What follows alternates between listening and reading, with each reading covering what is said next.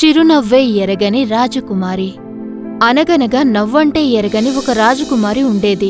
వాస్తవంలో చిరునవ్వు సైతం ఆమె ఎప్పుడూ ఎరగదు. ఆమె తండ్రి తనని అమితంగా ప్రేమించేవాడు. అందువల్ల సంతోషంగా లేని కూతుర్ని చూసి బాధపడుతూ ఉండేవారు. ఒకరోజు రాజు ఒక పథకాన్ని వేశాడు. తన కుమార్తెను ఎవరైతే నవ్విస్తారో ఆమెను తనకిచ్చి పెళ్లి చేస్తానని దండోర వేయించాడు. హాస్యగాళ్లు, గారడీవాళ్లు, ఇతర విద్యలు తెలిసిన వాళ్లు రాజ్యభవనానికి తరలివచ్చారు. వాళ్లు రకరకాల టక్కుటమార విద్యలతో నవ్వించేందుకు శతవిధాల ప్రయత్నం చేసినప్పటికీ రాకుమారి నవ్వలేదు. ఆ కోటకి సమీపంలో చాలా నిజాయితీ, నిరాంబరత మెట్టుగా ఉన్న జాన్ అనే వ్యక్తి ఉండేవాడు. అతను తన తల్లితో కలిసి జీవించేవాడు. ఒకరోజు జాక్ ని పని వెతుక్కోమని తన తల్లి చెప్పింది. కోట పక్కనే ఉన్న బేకరీలో సహాయకుడి ఉద్యోగాన్ని ఎలాగోలా సంపాదించగలిగాడు. మొదటి రోజు జీతంగా 1 డజన్ గుడ్లను ఆ బేకరీ యజమాని జాక్ ఇచ్చాడు. దాంతో జాక్ ఎంతో సంతోషపడ్డాడు. చేతిలో గుడ్లను పట్టుకొని చాలా సంతోషంగా ఇంటికి పరిగెత్తాడు. కాని కోటను దాటుకుని వేగంగా పరిగెత్తుతుండగా అతను జారి కింద పడటంతో చేతిలోని గుడ్లు పగిలిపోయాయి. రాకుమారి అదంతా కిటికీలో నుంచి చూస్తుంది, కాని నవ్వలేదు. ఇంటికి రాగానే జాక్ తల్లి తనతో ఇలా అంది. తెలివి తక్కువ వెదవా, ఆ గుడ్లని నీ టోపీలో పెట్టుకొనుంటే పగిలేవి కావు కదా. నెక్స్ట్ టైం అలాగే చేస్తానమ్మా.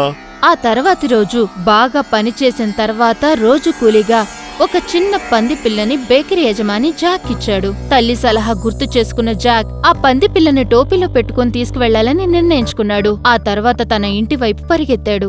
అయితే కోట ఎదురుగా వస్తున్నప్పుడు ఆ పంది పిల్ల జాక్ టోపీ నుంచి తప్పించుకుని పారిపోయింది. దాన్ని పట్టుకునేందుకు పరిగెత్తిన జాక్ పక్కనే ఉన్న బురదలో పడిపోయాడు. కాలి నుండి తల వరకు బురదను పూసుకున్నాడు. ఆ రోజు కూడా రాకుమారి తన కిటికీలో నుంచి ఈ దృశ్యాన్ని చూసినప్పటికీ ఆమె నవ్వనే లేదు. బురద పూసుకుని ఇంటికి వచ్చిన జాక్ ని చూసి తన తల్లి తిడుతూ ఇలా అనింది. ఓ జాక్, నిన్నేమనాలో నాకు అర్థం కావడం లేదు. ఆ పంది పిల్లకి తాడు కట్టి తీసుకురావాల్సింది కదా. ఖచ్చితంగా నెక్స్ట్ టైం అలాగే చేస్తానమ్మా. మరుసటి రోజు జాక్ మరింత కష్టపడ్డాడు. దాంతో తన యజమాని ఇంట్లో వండుకోవటానికి ఒక పెద్ద చేపను రోజు కూలీగా ఇవ్వాలని నిర్ణయించుకున్నాడు. తన అమ్మకు మాట ఇచ్చినట్టుగానే ఆ చేపకు తాడు కట్టి రోడ్డు మీద లాక్కుంటూ జాక్ ఇంటికి బయలుదేరాడు. అయితే ఊర్లో పిల్లులు చేప వాసన పసికెట్టి జాక్ వెంట పడ్డాయి. ఆ విషయాన్ని జాక్ గ్రహించలేదు. పిల్లులు కొంచెం కొంచెంగా మొత్తం చేపని కొరుక్కు తినేశాయి.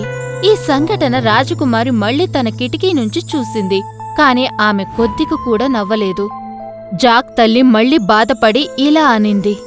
ఆ చేపని నీ తల మీద పెట్టుకొని తీసుకురావాల్సింది కదరా వెర్రి వెదవా. ఓ, నెక్స్ట్ టైం తీసుకొస్తానమ్మా.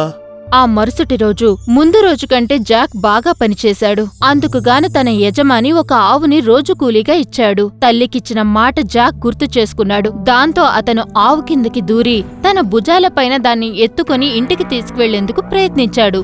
ఇది అన్నిటికంటే చాలా హాస్యాపదంగా మారింది. తన కిటికీ నుంచి ఇదంతా రాజకుమారి గమనించి నవ్వుతూ ఎడతెరిపి లేకుండా నవ్వుతూనే ఉంది. తన కూతురు నవ్వుతున్న శబ్దం కోట నుంచి రావటాన్ని రాజు గుర్తించి పరిగెత్తుకుంటూ వచ్చాడు.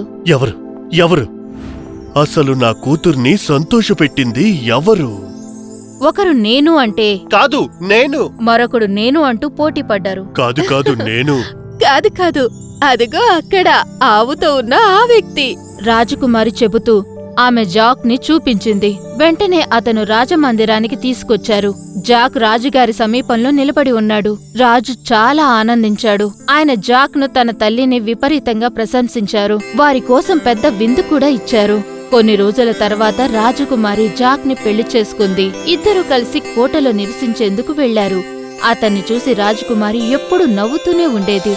వారిద్దరు సంతోషంగా చివరి వరకు జీవితాన్ని కొనసాగించారు. శుభం.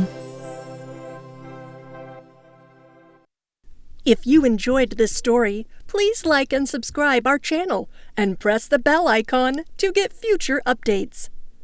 And don't forget to comment.